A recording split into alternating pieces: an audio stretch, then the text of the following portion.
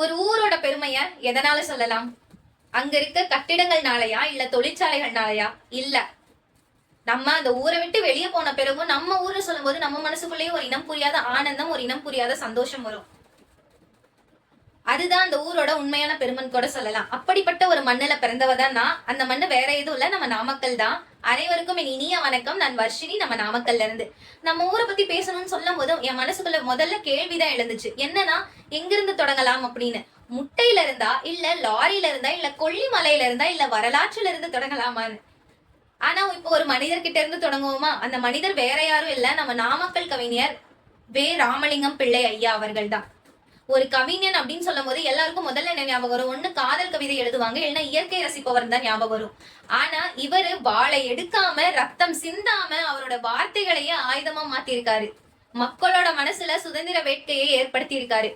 கத்தியின்றி ரத்தமின்றி யுத்தம் ஒன்று வருகுதுன்றது அவரோட வெறும் கவிதை வரிகள் மட்டும் கிடையாது. அந்த காலத்துல சுதந்திர போராட்டத்துக்கு ஒரு முக்கிய புள்ளின்னு கூட சொல்லலாம்.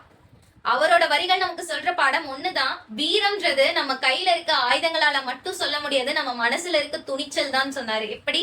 வீரம்ன்றது நம்ம கையில இருக்க ஆயுதங்களால மட்டும் கிடையாது, நம்ம மனசுல இருக்க துணிச்சல்னாலையும். அடுத்தது முட்டைக்கு வருவோமா? முட்டையை பார்த்தோன்னே எல்லாம் என்ன நினைப்போம்? அடடா முட்டைன்னு நினைப்போம். ஆனா அந்த ஒரு சின்ன முட்டைக்கு பின்னாடி பெரிய கதை இருக்கு. ஆமா, கோழி பண்ணைய வச்சிருக்கவங்க, அதுல வேலை செய்யறவங்க, அத வெளிநாட்டுக்கு வியாபாரம் பண்றவங்க, இப்படி பல பேரோட வாழ்க்கை அந்த சின்ன முட்டையில இருக்கு. அந்த முட்டை சொல்றது ஒன்னே ஒண்ணுதான். சின்னதா ஆரம்பிச்சாலும் உழைப்பு இருந்தா பெருசா வளரலாம் அப்படின்ற ஒரு மிகப்பெரிய பாடத்தை சொல்லும். அதுல இருந்து அடுத்தது லாரிக்கு வருவோம். இப்ப லாரிக்கு வந்தா லாரியை பார்த்தோன்னே எல்லாருக்கும் என்ன தோணும்? ஒரு வண்டின்றது மட்டும் தான் தோணும். ஆனா எனக்கு அதை பார்க்கும்போது ஒரு மூவிங் ஸ்டோரியா தான் இருக்கும். ஏன்னா அந்த லாரியோட சக்கரம் சுத்தும் போது அதுல அந்த சக்கரம் மட்டும் சுத்த கிடையாது, பல குடும்பங்கள் ஓடுது. நம்ம நாமக்கலே ஓடுதுன்னு சொல்லலாம், பல கனவுகள் ஓடுது. நாமக்கலோட பாடி பில்டிங் மற்றும் போக்குவரத்து தொழில் இவ்வளவு வளர்ந்திருக்குன்னா அதுக்கு பின்னாடி இருக்கிறது பல தலைமுறையா வேலை செஞ்சுட்டு இருக்க பல குடும்பங்கள்னு தான் சொல்லலாம். அடுத்ததுன்னு சாலையில இருந்து கொஞ்சம் மேல போவோமா? மேலதான் வேற எதுவும் இல்ல, நம்ம கொல்லிமலைக்கு தான். கொல்லிமலைன்னு பார்க்கும்போது மேகத்தை தொட்டுட்டு இருக்க அந்த மலை, அருவிகள், மூலிகை, இயற்கை, அடடா என்ன அழகு. ஆனா அந்த கொல்லிமலையோட அழகு அந்த இயற்கையில மட்டும் அடங்கல, அதுக்கு பின்னாடி இருக்க ஒரு வரலாற்றுல அடங்கி இருக்குன்னு சொல்லலாம். ஆமா, ஏன்னா அந்த வரலாறு என்னன்னு பாத்தீங்கன்னா, அதுல வாழ்ந்த வல்வில் ஓரி, வில்லாற்றல்ல சிறந்த வல்வில் ஓரி அப்படின்ற ஒரு மன்னர் தான். கொல்லிமலை நமக்கு இயற்கையும் தாண்டி வரலாற்றை தினம் தினம் சொல்லிட்டு இருக்க ஒரு புத்தகம்னு கூட சொல்லலாம். கொல்லிமலை மட்டும் கிடையாம அடுத்தடுத்து மலைக்கோட்டை, ஆஞ்சநேயர் கோயில், திருச்செங்கோடு, ராசிபுரம், காவேரி கரையோர விவசாயம், அடடா என்ன அழகு, எவ்வளவு பெருமை.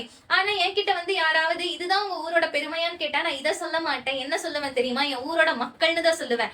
ஏன்னா சூரியன் வரத்துக்கு முன்னாடியே எழுந்து வேலைக்கு போற விவசாயி, தன்னோட கைகள் மூலமா இரும்புக்கு உயிர் கொடுக்கிற தொழிலாளி, நூலுக்கு உயிர் கொடுக்கிற நெசவாளர், தன்னோட கனவுகளுக்காக தினம் தினம் போராடுற இளைஞர், அவங்களோட பாரம்பரிய தொழிலை இன்னும் முன்னுக்கு கொண்டு வரணும்னு நினைக்கிற பல குடும்பங்கள், இது எல்லாம் தான் என் ஊரோட பெருமைன்னு சொல்லுவேன். நான் இந்த ஊர்ல பிறந்ததுக்கு ரொம்ப பெருமைப்படுறேன். ஏன்னா நாமக்கல் கவிஞர் சொன்னாரு, தமிழன் என்று சொல்லடா தலை நிமிர்ந்து நில்லடான்னு. அந்த தலை நிமிர்ந்து நிக்கணும்ன்ற எண்ணத்தை கொடுத்தது என்னோட நாமக்கல் தான். அதுதான் என்னோட பெருமைன்னு சொல்லுவேன். நாமக்கல் என்னோட பெருமைன்னு சொல்றதை விட நான் நாமக்கல்ல சேர்ந்தவன் சொல்றது எனக்கு இன்னும் பெருமையா இருக்கு. அனைவருக்கும் நன்றி, வணக்கம்.